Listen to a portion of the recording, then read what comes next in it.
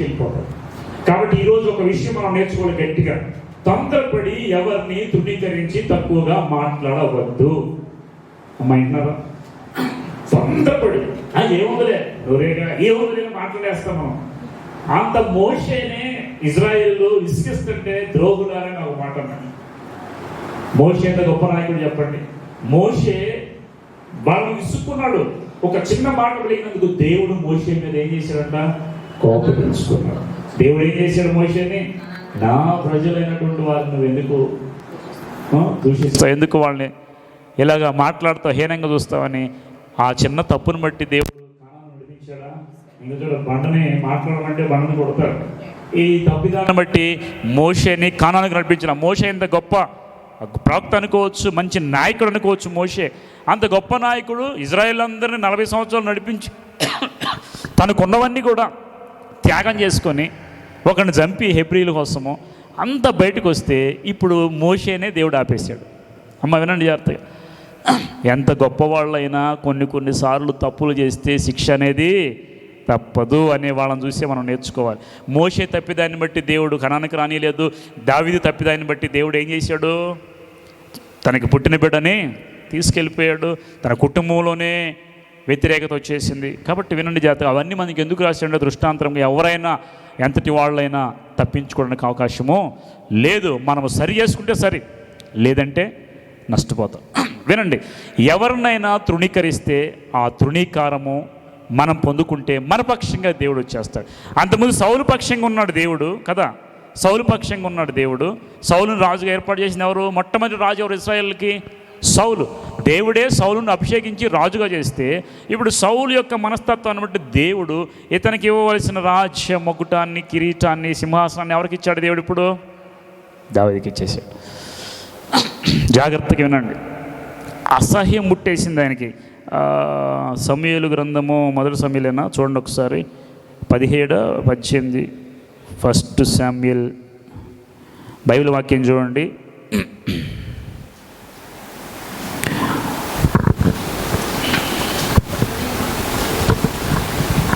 ఆయనకి 10,000 అని అంటే ఈయనకి కడుపు మండిపోయింది. చూడండి, విషపు చూపు నిలిపిన ఉంటుంది.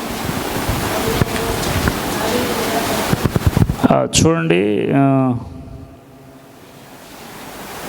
ఎన్నో అధ్యాయమా మొదటి సమూయేలు గ్రంథంలో ఉందని చూడండి. ఆనాటి నుండి విషపు చూపు నిలిపెను అనే మాట. ఇప్పుడు యుద్ధం చేస్తాడు కదా దేవుడు, దావీదు యుద్ధం చేస్తాడు. చూడండి 18వ అధ్యాయము చదవమ్మా. 18వ అధ్యాయము 7వ వచనము. ఆ స్త్రీలు గాన ప్రతిగానం చేయొచ్చు, వాయించు. సౌలు 1000 కొలదయు, దావీదు 10,000 కొలదయు శత్రువులు హతము చేసిన ఆ మాటలకు సౌలునకు ఇంపుగా ఉండనందున అతను బహు కోపము తెచ్చుకొని వారి దావీదుకు 10,000 కొలదయు, నాకు 1000 కొలదయను స్తుతులు పాడిరే రాజ్యము తప్ప మరి ఏమీయో అతను తీసుకోగలడు అనుకున్నాను. కాబట్టి నాటి నుండి సౌలు దావీదు మీద ఏం చూపించాడు? విషపు చూపు. తృణీకరించేశాడండి. విషపు చూపు అంటే ఏంటి? ఇక దావీదుని లెక్కలు వేసుకోవాలి. ఇక దావీదుని లెక్కలు వేసుకోవాలి. ఎందుకంటే తనకన్నా ఎక్కువ ఇతను పొగడేసరికి అతని మీద అసూయ వచ్చేసింది. విషపు చూపు నిలిపాడు. ఆయన్ని అక్కడ నుండి ఏం చేశాడంట? ద్వేషించాడు, తృణీకరించేశాడు. తృణీకరించినందుకు సౌలు పక్షంగా ఉన్న దేవుడు దావీదు పక్షానికి వచ్చేసాడు. ఎప్పుడైనా కానీ నీకన్నా ఎవరన్నా పొగిడినా, నీకన్నా ఎవరన్నా మంచిగా ఉన్నా కానీ మీరు ఇప్పుడు ఏం చేయకూడదంట వాళ్ళని. ఏమా చెప్పండి? విషపు చూపు చూడకూడదు, హీనంగా చూడకూడదు, తృణీకరించకూడదు. తృణీకరిస్తే నీ పక్షంగా ఉన్న దేవుడు, న్యాయాధిపతి అయిన దేవుడు వాళ్ళ పక్షంగా వెళ్ళిపోతాడు. నేను ఒక సూక్తి చెప్పే మీకు, ఒక సులభంగా ఏం చెప్పాను చెప్పండి.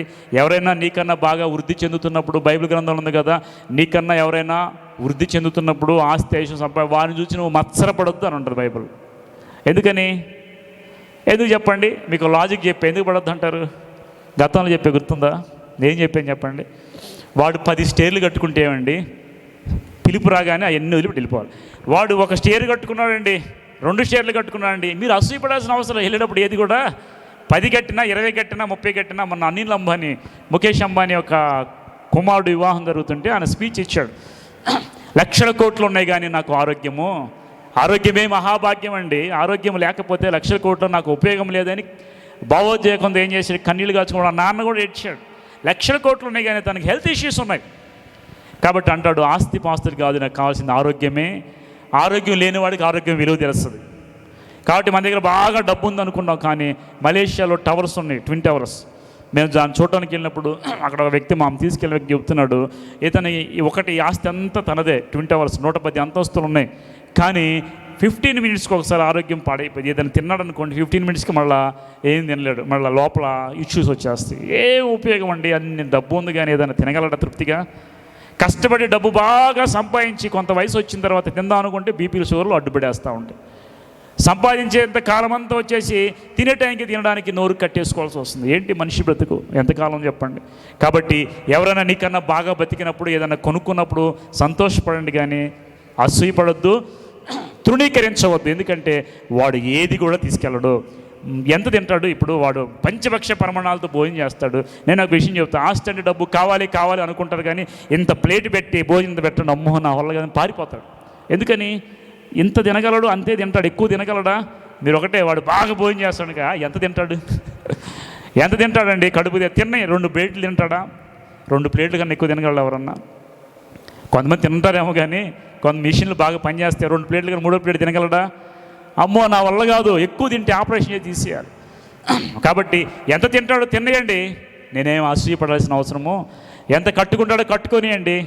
ఎంత బంగారం సంపాదించుకుంటే ఇక్కడ నుండి 7 దాకా కనపడకుండా మొత్తం వేసుకొని, ఫిలిస్తీన్లో ఆయన పేరేంటి, గొలియాత్ కానీ ఇక్కడొక్కడే ఖాళీ ఉంచుకొని మొత్తం ముసుగేసుకున్నాడు, బంగారంతో డాలు పెట్టుకున్నాడు. ఇక్కడే కొట్టాడు దేవుడు. అర్థమవుతుందా? కాబట్టి పైనుండి కింద దాకా బంగారం అంతా వేసుకోండి. మీరు అబ్బా ఎంత బంగారంగా ఉన్నాడు అని చెప్పేసి మీరు అసూయపడాల్సిన అవసరం లేదు. ఎందుకు తెలుసా? కొంచెం అని తీసుకెళ్తాడా? సరే, చెవు పోగి తీసుకెళ్తారు వాళ్ళు. మీరు వేసుకున్న తాడు ఎంతో కష్టపడి ఇంట్లో ఫైటింగ్ చేసి తాళ్ళు చేయించుకున్నారు కదా, బంగారం చైన్, తీసుకెళ్తారా? మనకు తెలుసు అన్నీ, కానీ ఆశ బాగుంది కదా. నేనేమంటానంటే, కొనుక్కోవద్దని చెప్పట్లేదు, వాడుకోవద్దని చెప్పట్లేదు, లిమిట్కి వేసుకోవద్దని చెప్పట్లేదు, కానీ ఎవరైనా వేసుకున్నప్పుడు మీరు వారిని తృణీకరించవద్దు. ఎవరైనా బాగా తిన్నప్పుడు, ఎవరైనా బాగా బతికినప్పుడు వాని గురించి మీరు ఎటువంటి అసూయ పెట్టుకో. ఎందుకంటే వాడు బతికేది కొద్ది కాలమే, ఏది తీసుకుపోయే అవకాశము ఇక్కడే. నువ్వు కనుక ప్రభువుని అంగీకరించినట్లయితే, ప్రభు నీతో ఉంటే, కన్ను మూసి కన్ను తెరిస్తే ప్రభు దగ్గర ఉంటే, వాడికి ప్రభు లేకపోతే వాడు ఎక్కడ ఉంటాడు? నరకంలో కాలిపోతాడు. కాబట్టి మనం జాలిపడాలా, అసూయపడాలా చెప్పండి? అరే ప్రభువుని అంగీకరించలేదే. ఎవరైనా ధనవంతులు ఎవరైనా కనపడి, ప్రభువు లేని కనపడితే వాళ్ళని చూసి జలసి పొందొద్దు, అసూయపడొద్దు, అరే అనుకోవద్దు. ఎందుకంటే ఎందుకు చెప్పండి? వాళ్ళు ఇక్కడే బ్రతుకుతారు కానీ తర్వాత జీవితం అనేది సంతోషమైన జీవితం కానే కాదు, నరకంలో కాలిపో. కానీ మీకు దేవుడు ఏమి ఇచ్చాడు?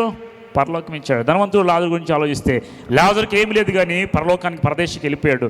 ధనవంతుడికి అన్నీ ఉన్నాయి కానీ ఎక్కడికి వెళ్ళిపోయాడు? అన్నీ సంపాదించుకొని ప్రాణం పోగొట్టుకుంటే ఉపయోగం ఉందా?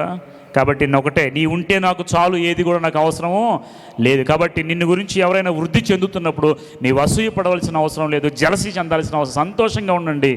ఒకవేళ మీరు తృణీకరిస్తే మీ పక్షంగా మీ ప్రార్థన, మీ తృణీకారపు మాటలు విన్న దేవుడు వాళ్ళ పక్షంకి వెళ్ళిపోతాడు. ఇక్కడ అలాగే జరిగింది. సౌలు పక్షంగా ఉన్న దేవుడు దావీదు పక్షానికి వచ్చేసాడు. పరిసైడు పక్షంగా ఉన్న దేవుడు ఇప్పుడు ఎవరి పక్షానికి వచ్చాడు? సుంకరి పక్షానికి.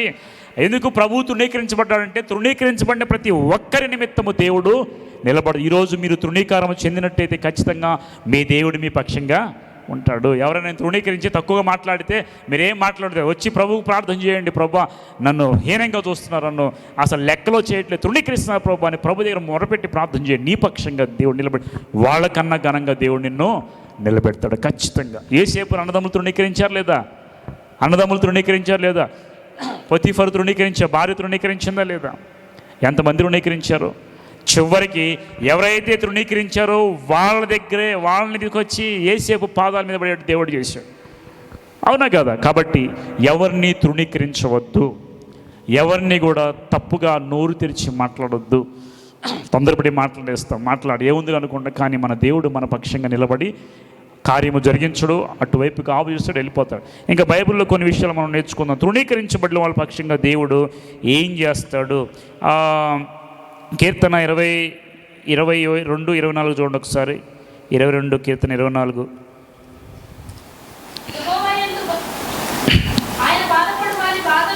బాధపడి బాధను తృణీకరించలేదు. చూడండి, ఆయన బాధపడు వారి బాధను తృణీకరింపలేదు, దాన్ని చూచి అసహ్యపడలేదు, అతని ముఖము దాచలేదు. వాడు ఆయనకు మొర్రపెట్టగా ఆయన ఆలకించెను. ఆయన ఆలకించెను. చూడండి, తృణీకరించబడిన వాడు ప్రార్థన చేస్తే దేవుడు ఏం చేస్తారంట? ఆలకిస్తాడా లేదా? కాబట్టి మీరు ఇప్పుడు ఏం చేయాలి? తృణీకరించినప్పుడు ఏం చేయాలి చెప్పండి? దేవునికి ప్రార్థన చేయాలి. ఇక్కడ బైబిల్ వాక్యం అదే చెబుతుంది. 118 కీర్తన 22వ వచనం చూడమ్మా. 118 22వ వచనం. ఇల్లు కట్టువారు నిషేధించిన రాయి మూలకు. ఇప్పుడు ఇల్లు కట్టేవాడు నిషేధించి ఒక రాయి తీసేస్తాడు. ఆ రాయి ఏమవుద్దంట? మూలకు తలరాయి. అంటే అన్నిటికన్నా మూలం అదే. ఏదైతే తృణీకరించబడిందో అదే బేస్ అవుద్ది. అన్నదమ్ములు యోసేపుని తృణీకరించారు. ఇప్పుడు యోసేపే ఆ కుటుంబాన్ని, ఇజ్రాయెల్ దేశాన్ని మొత్తాన్ని పోషించేవాడయ్యాడు. ఎవరైతే తృణీకరించబడతారో వాళ్ళ పక్షంగా దేవుడు ఉంటే దాన్ని బేస్ చేసుకొని అనేక మందిని మూలకు తలరాయిగా పోషించేవానిగా దేవుడు ఆశీర్వదించాడు యోసేపు. కాబట్టి నీవు ఒకవేళ తృణీకరించబడినట్టయితే ఎవరుంటారు నీ పక్షంగా? దేవుడు. ఇప్పుడు ఒక ఎగ్జాంపుల్ చెప్తా. తృణీకరించబడిన వానికి దేవుడు ఎలాగ సహాయం చేయాలి? ఆదికాండము 29వ అధ్యాయము బైబిల్ వాక్యం ఓపెన్ చేయండి. ఆదికాండం 29వ అధ్యాయం 31 చూడమ్మా. లేయా ద్వేషించబడుట యెహోవా చూచి ఆమె గర్భము తెరిచెను, రాహేలు గొడ్రాలై. చూడు, ఈ స్టోరీ అంతా మీకు తెలుసు కదా. ఇప్పుడు చూడండి, లేయా ద్వేషించబడుట యెహోవా చూచి. అర్థమవుతుంది మీ అందరికీ? మీరు ఎవరి చేతైనా ద్వేషించబడటం, తృణీకరించబడటం జరిగిందనుకోండి, ఎవరు చూస్తారు? ఇప్పుడు మనుషులు తృణీకరిస్తారు, ద్వేషిస్తారు ఏ విషయంలోనైనా. కానీ దేవుడు వారి పక్షంగా జరిగిన తృణీకారాన్ని దేవుడు చూస్తాడు. మన సొంత వాళ్ళే మనం తృణీకరిస్తారు, అవునా కదా? మన ఇంట్లో వాళ్ళు, మన సొంత వాళ్ళు, మన బంధువులు మనం పక్కన పెట్టేస్తారు అన్ని విషయాలు. కానీ నీవు గనక ప్రార్థన చేసి ప్రభుకి అప్పగిస్తే ఇప్పుడు ప్రభు ఏం చేస్తాడు? నీ పక్షంగా నిలబడ. లేయా ద్వేషించబడుట యెహోవా చూచి ఆమె గర్భము తెరిచెను. ఆమె గర్భము తెరిచెను. ఇప్పుడు ఈ లేయాని ఎవరు ద్వేషించారు? ద్వేషించబట్ట యెహోవా చూచిన బైబిల్ ఉంది కదా. ఎవరు ద్వేషించారు లేయాని? యాకోబు, ఇంకా రాహేలు కూడా, సహోదరి, సిస్టర్ కూడా. ఎందుకంటే ఇప్పుడు యాకోబు సొంత ఇంటి నుండి పారిపోయి లాబాను దగ్గరికి వచ్చాడు. లాబాను దగ్గరికి వచ్చినప్పుడు ఈ యాకోబు అక్కడ ఏం చేస్తున్నాడు? ఒక దాసిగా పనిచేస్తున్నాడు, ఒక దాసునిగా ఎవరి దగ్గర? మావ దగ్గర. ఇంటి దగ్గర అన్నను మోసం చేసి చంపబోతే పారిపోయి వచ్చి ఇక్కడ జాయిన్ అయ్యాడు లాబాను దగ్గరికి వచ్చిన తర్వాత ఈ లాబాను దగ్గర 7 సంవత్సరాలు ఉంటూ రాహేలును ప్రేమించాడు. రాహేలు లాబానికి ఎన్నో కుమార్తె? ఇద్దరు కుమార్తెల్లో రెండో కుమార్తె, చిన్న కుమార్తె రాహేలు బాగా అందంగా ఉందని ఏం చేశాడైనా? యాకోబు రాహేలును ప్రేమించాడు. ప్రేమిస్తే అడిగాడు, ఇవ్వమని. అడిగితే ఆయన ఏమంటాడంటే 7 సంవత్సరాలు నాకు కొలువుచి, అంటే బానిసత్వం కింద 7 సంవత్సరాలు నాకు పనిచేయ అన్నాడు. సరే ఒప్పుకొని 7 సంవత్సరాలు చేసి 7 సంవత్సరాలు అయిపోయిన తర్వాత వచ్చి అడిగాడు లాబాన్ని. ఇదంతా స్టోరీ మనం చెప్పుకున్నాం కదా. ఆ మామ మరి అడిగాను కదా, నీకు 7 సంవత్సరాలు చేశాను కదా, నాకు పెళ్లి చేయంటే నేను ఇప్పుడే పెళ్లి చేయను, సరే చేస్తాను. ముందేమంటాడంటే చేస్తానంటాడు. సరే అని పెళ్ళి అంతా వేస్తాడు, కార్డులు కూడా పెట్టిస్తాడు. మరి కార్డులు ఉన్నాయో లేదో యాకోబు వెడ్స్ రాహేలను కొట్టించాడు. అంతే కదా. ఈ మోసగాడు యాకోబే మోసగాడు, ఈయన మించినోడు లాబాను. అవునా? తలదన్నేవాడు ఉంటే వాడు తాడిదన్నేవాడు కూడా ఇంకా ఉంటారు ఖచ్చితంగా. మనం ఒక విషయంలో మోసం చేస్తే మనల్ని మోసం చేసే వాళ్ళు ఇంకా డబ్బులు ఉంటారు. అన్నను మోసం చేసి ఆశీర్వాదాలు తీసుకుంటూ వస్తే వివాహం జరిగే సమయంలో లాబాను ఏం చేశాడు? యాకోబుని మోసం చేశాడు. యాకోబు వెడ్స్ రాహేలను కొట్టించాడు, కార్డులు కొట్టించాడు, అందరిని పిలిచాడు. ఏం చేశాడంటే పెళ్లి చేసే ముందు ముసుకేసేసి ముసుగు లేకుండా ఉంటే గుర్తుపెట్టేస్తాడు, నా కుమార్తెను చేసుకోవాలి అనుకున్నాడు. ఏం చేశాడు? ఇక అందరిని పిలిచాడు. అందరి దృష్టిలోనేమో వీళ్ళిద్దరికి పెళ్లి చేస్తున్నట్టు నటించాడు. ఇద్దరికి పెళ్లి చేశాడు. పాపం యాకోబు కూడా ఆమెను ఏం చూడలేదు, చూస్తే ఆపేవాడు కదా. వివాహం చేసుకున్నాడు, అయిపోయింది, సంతోషపడ్డాడు. నేను ప్రేమించిన రాహేలుని చేసుకున్నాను, సంతోషపడ్డాడు, అయిపోయాడు. ఈ తెలివిగా లాబాన్ని ఏం చేశాడు? ఆ రోజు రాత్రిపూట ఆ కార్యానికి తీసుకెళ్ళిపోయి లైట్లన్నీ ఆపేశాడు. మాట్లాడుకోవాలి, బైబిల్లో ఉంది అది. లైట్లన్నీ ఆపేసి, ఎందుకని? ఆ ముఖం చూడకూడదు. లేయా గురించి చెప్పుకుంటున్నా. ఇప్పుడు ఎందుకు ద్వేషించబడింది చెప్పుకుంటున్నాం. లోపలికి పంపించేసాడు. కరెంట్ వేసుకోండి, స్విచ్ ఉంటే మళ్ళీ వేసుకొని స్విచ్ కూడా బీకేసి ఉంటాడు నాకు తెలిసి. అంటే కరెంటు స్విచ్ చెప్తున్నాను. కరెంటు లోపల దీపం ఉంటే వెలిగించుకుంటాడని, వెలిగించే దీపం లేకుండా ఆ వెలిగించే అగ్గి కూడా లేకుండా తీసుకెళ్ళి బయట ఎక్కడో పెట్టాయి. ఇప్పుడు యాకోబు లోపలికి వెళ్ళిపోయి బయటకు వచ్చి వెళ్తానికి అవకాశం దొరుకుతుంది. కాబట్టి ఏం చేశాడు, ఏదో ఒకటి అయిపోయిందని చెప్పేసి ఆమెతో రాత్రి అంతా కాపురం చేస్తాడు. ఉదయం చేసి చూస్తే ఏం కనపడుతుంది ఆమెకి, లేయ కనపడింది. అమ్మో ఒకసారిగా వచ్చాడు, అమ్మో ఏంట్రా బాబు మోసం చేసావు, మామ ఎక్కడున్నావు, లాభాన్ని ఎక్కడున్నావు, మోసం చేసి పడేసావు కదా నన్ను, ఏమైంది? అప్పుడు దాకా చెప్పాడా, నేను చిన్న కుమార్తెని ప్రేమిస్తే నువ్వు నాకు పెద్ద కుమార్తెని ఇస్తావా? పెద్ద కుమార్తె అంటే ఇష్టం లేదు యాకోబుకి. ఏం తెలుసా, లేయ కళ్ళు జబ్బు కళ్ళు, కళ్ళలో ఎప్పుడు నీరు కారడం పుసి రావడం చేస్తూ ఉంటే ఇష్టపడలేదు. ఇష్టపడక ఏం చేశాడు, చిన్న కుమార్తె బాగుంది, చిన్న కుమార్తెని ప్రేమించాడు. ఎవరినైతే ద్వేషించాడో వాడిని తెచ్చి చేస్తే ఎలా ఉంటుంది చెప్పండి.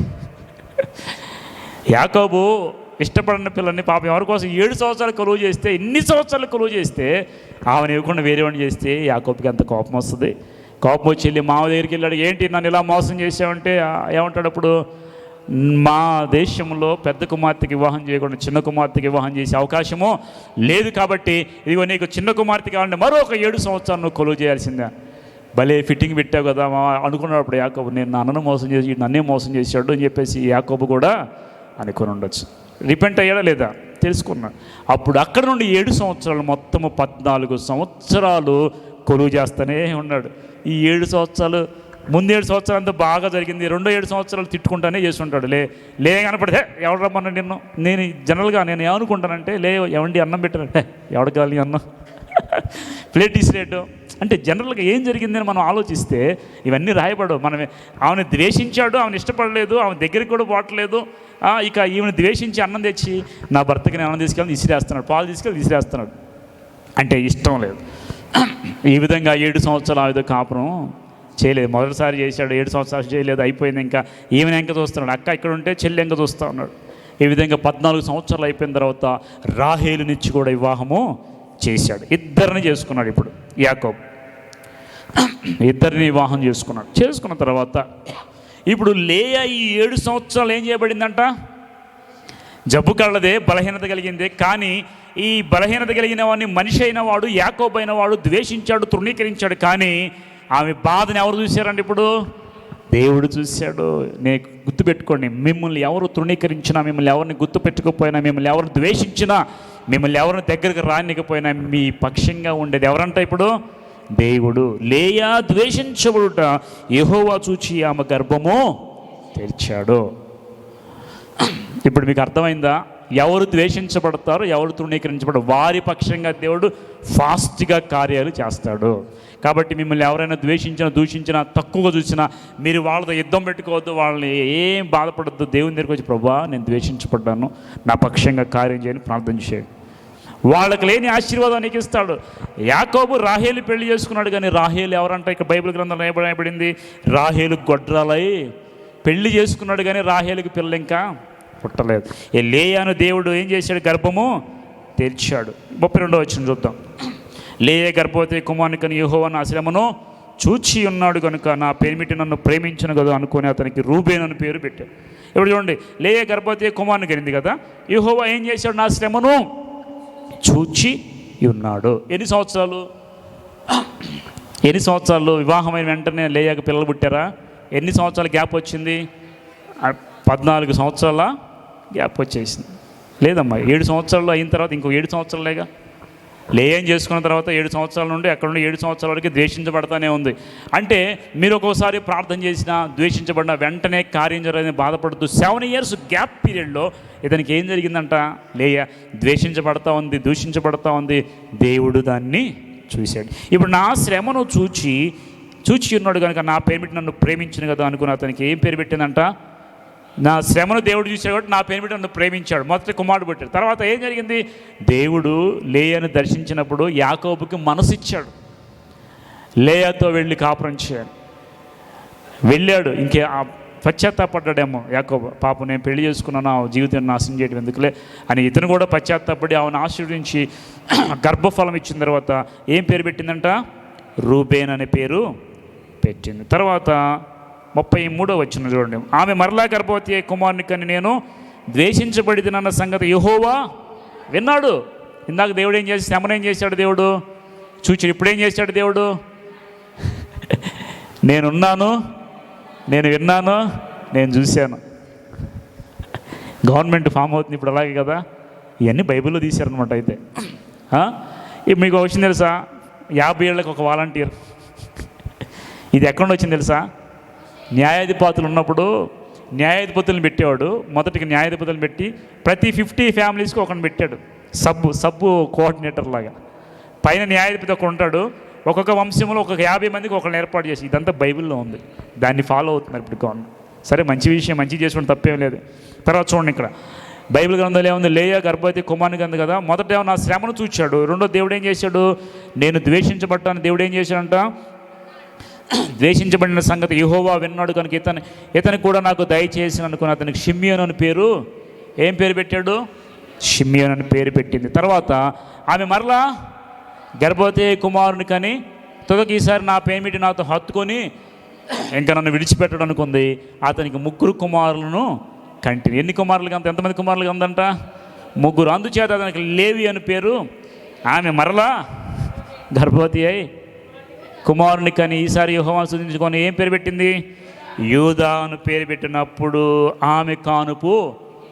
ఇప్పుడు చూడండి, అసలు బిడ్డలే లేరు, ద్వేషించాడు, భర్త దగ్గరికి రావట్లేదు, దూరం పెట్టాడు.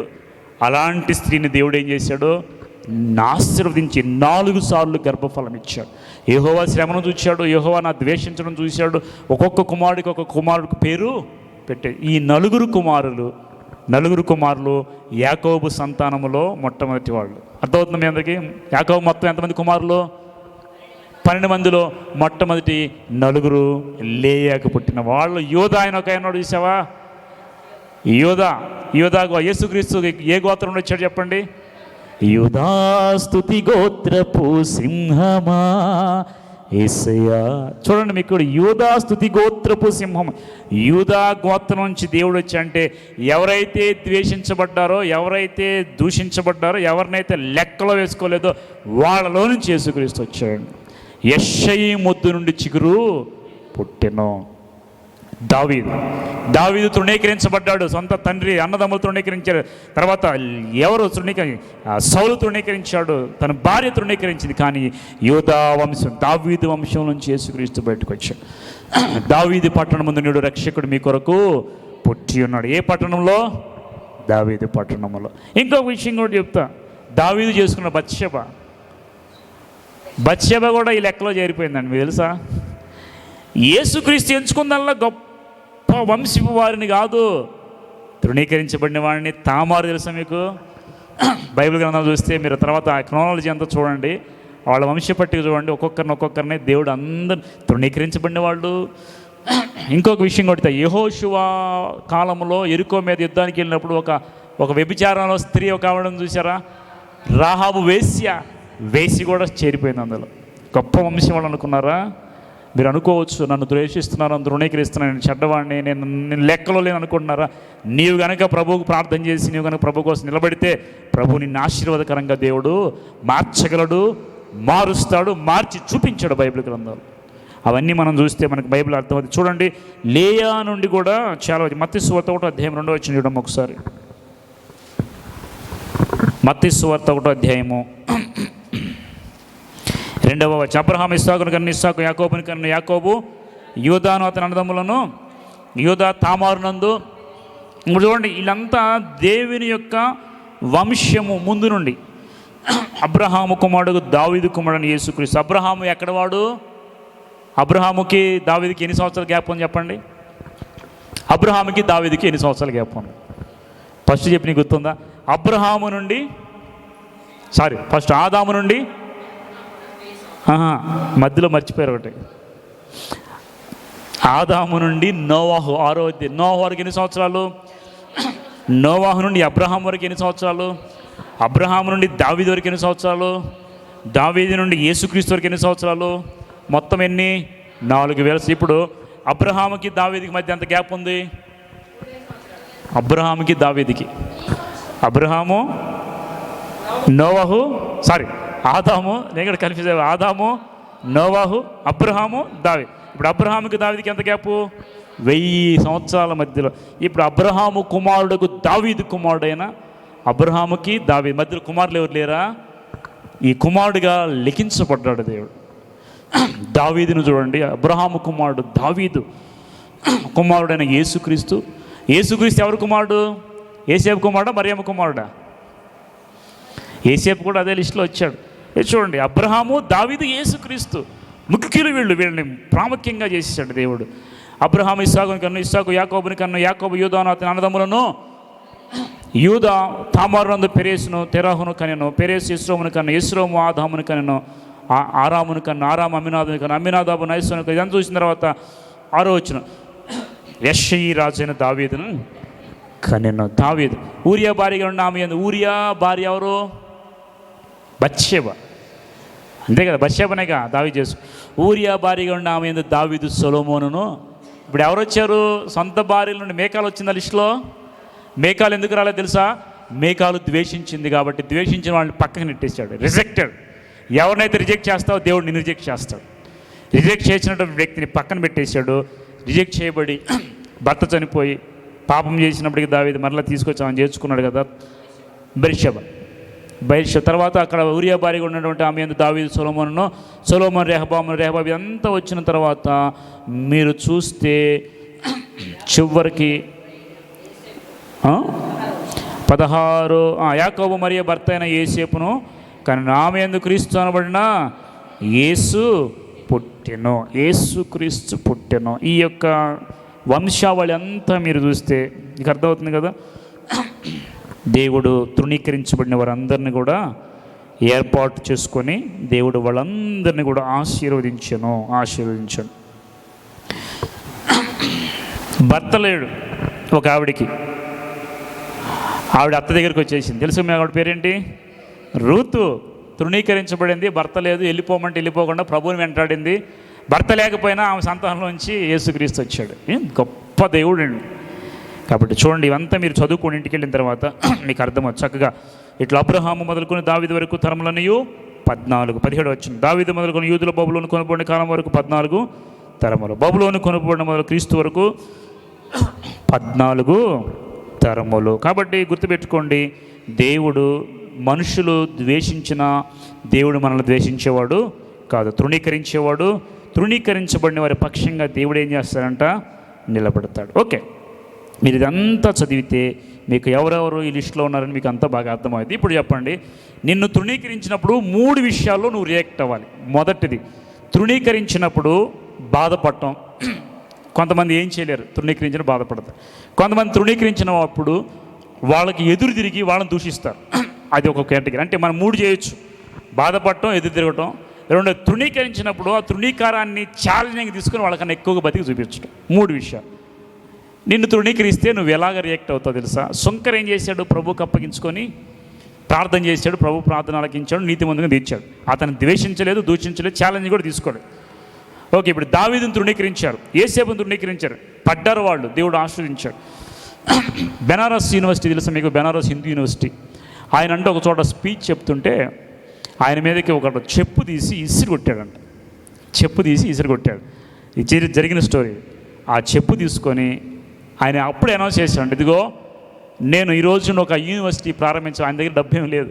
యూనివర్సిటీ నన్ను ఎక్కడైతే నా ఆలోచన తృణీకరించారు కాబట్టి నేను ఇదే ఛాలెంజ్ చేసుకుని ఇది చెప్పును నేను వేలం వేస్తాను. ఎవరు కొంటారంటే ఎవరో వాళ్ళ నుంచి కొన్నాను డబ్బు. ఆ డబ్బు తీసుకొని పెట్టుబడి పెట్టి యూనివర్సిటీ కట్టాడు. Banaras Hindu Banaras university, top university ఇప్పుడున్న యూనివర్సిటీలు.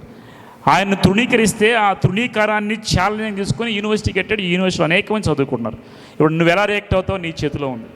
నువ్వు రియాక్ట్ అయ్యి నేను ఎవరైనా తృణీకరిస్తే వాళ్ళకన్నా నేను గొప్పగా బ్రతికి చూపించాలి అని నువ్వు చక్కగా వెళ్ళొచ్చు, బ్రతకొచ్చు. రెండోది, దేవునికి అప్పగించుకోవచ్చు.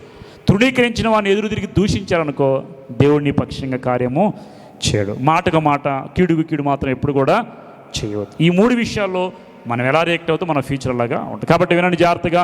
తృణీకరించబడిన వారిని దేవుడు ఏం చేస్తాడంట? హక్కును చేర్చుకుంటాడు. వారి పక్షంగా దేవుడు న్యాయము తీరుస్తాడు. నీవు ఈరోజు ఎవరి చేతన రిజెక్షన్ చేయబడ్డావో, తృణీకరించబడ్డావా, దేవుడు నీ పక్షంగా కార్యం జరిగించి అందరికంటే గొప్పగా నిన్ను దేవుడు ఆశీర్వదిస్తాడు. ఆశీర్వదించబడాలా? మీరు ఏం చేయాలి ఇప్పుడు? ఆశీర్వదించబడాలంటే ప్రభువుకి అప్పగించుకోండి. ప్రభువా, నన్ను తృణీకరించి నన్ను ద్వేషించారు, నా పక్షం కార్యం. అందుకే ఇందాక వాక్యం చదువుకున్న ప్రభు ఎలాంటి వాడు, ఎలా అయ్యాడంట? తృణీకరించబడిన వాడుగాను, వ్యసనాక్రాంతుడుగాను. ప్రజలందరూ ఆయన ఏం చేశారు? చేర్చుకోక తృణీకరించేశారు. ఎవరైతే తృణీకరించారో వాళ్ళందరి ముందు దేవుడు మరలా మరణాన్ని జయించి తిరిగి లేచాడు. దేవుడు ఆయన నిలబెట్టాడు. తృణీకరించబడ్డాడు, శిలువ ముందు ఉమ్మేశారు, గుద్దులేశారు, గుణపాలతో పొడిచారు.